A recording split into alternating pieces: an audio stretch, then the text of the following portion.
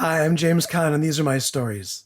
This is the story of how I moved up to the gold rush country in California one year. This is my first post COVID 19 story, so sound and lighting may be a bit sketchy, but it's only a story.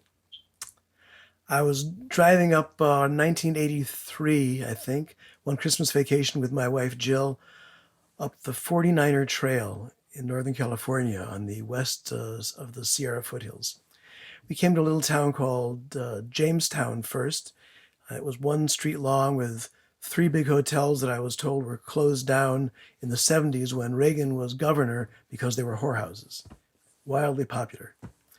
We kept driving up a few more miles and we came to a little town called Columbia, just 800 people in the town.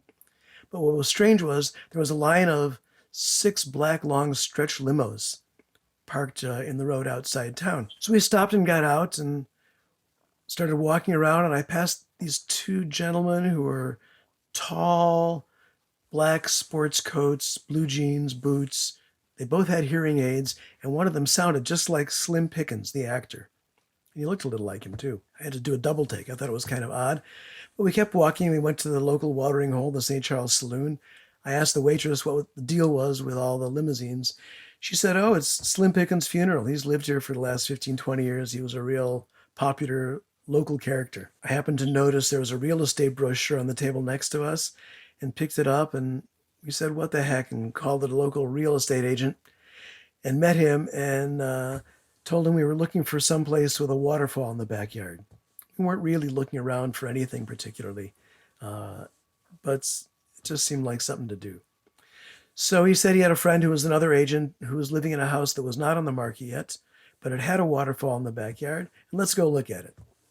So he drove us up this windy road for about 4 miles, up Yankee Hill Road and then Mountain Boy Mine Road. We came to this lovely little place that had a waterfall in the backyard. And his friend said yes, he was going to put it on the market, and he told us how much for. And I talked about it with Jill for about 2 minutes, and we said, okay, we'll buy it. Asking price right now. And just then his wife walked in and she burst into tears because she didn't know he was going to put it on the market. So we told him to talk about it. We went back to town. He called us back a half hour later and said, okay, we're selling it, and we bought it. So for the first couple of years, we used it as a vacation home while we were living in LA and I was working there. Eventually we moved there just to get out of LA, and it was so beautiful. It was not just a waterfall, but the whole Stanislaus National Forest was below us. The place was filled with working gold miners. We used to hear explosions about once a month because Perry, our neighbor who we couldn't see down the road, was dynamiting his gold mine. And we became friends with the only neighbor whose house we could see, Helen Prince, who was a local legend, a mountain woman, wonderful woman. She'd won a 100-mile cross-country horse race in her youth, starting out from Angel's Camp, a few miles north of us. Angel's Camp is notable because that's where Mark Twain wrote the celebrated Jumping Frog of Calaveras County. And every year for over the last 100 years, they've held their jumping frog contest there, the last weekend of every May. Problem arose when the California Hells Angels chose that as their annual gathering place too, because it was Angel's Camp. And as I learned when I worked the emergency room at Tuolumne General Hospital, the Hells Angels and the frog jumpers didn't always get along. But for now, we became good friends with Helen. And when I was telling her one day about how we found Columbia, Slim Pickens' funeral, she said, oh, I was good friends with Slim. I was his housekeeper first, and then we became good friends. And then I used to go pigeon hunting with him. In fact, last time we went pigeon hunting together, his boots were just caked with mud.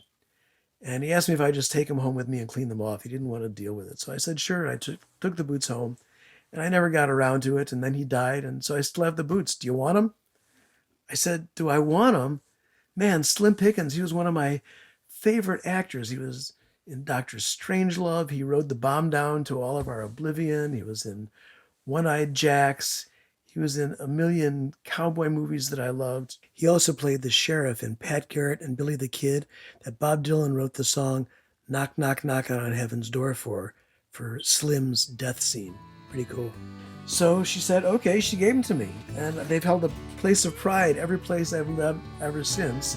And here they are. These are Slim Pickens boots. They are Tony Lamas from El Paso, Texas. 0015, whatever that means. And you can see right here, she still left a little smudge of clay from Slim Pickens' last pigeon hunt. So that's the story of how I got Slim Pickens boots and moved up to the Gold Rush country.